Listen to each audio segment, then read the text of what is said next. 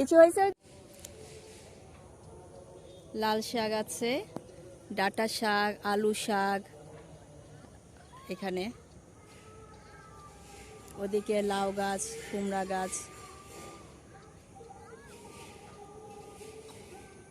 ভালো লাগবে যারাই আসবে এখানে, একটু গ্রামের মধ্যে।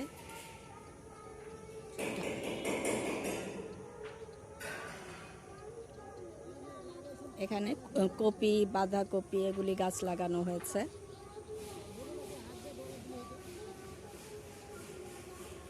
কিছুদিন আগে এখানে পানি ছিল, পাট গাছ ছিল, সেগুলো এখন নাই। এগুলো এখন পানি, মাটি ভরাট করে আবার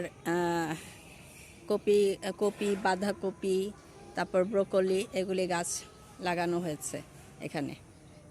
আর কিছুদিন পরে আসলে দেখতে পারবো গাছগুলো, তারপরে আবার কিছুদিন পর আসলে দেখতে পারবো ফলগুলো, কপি এগুলো দেখতে পারবো।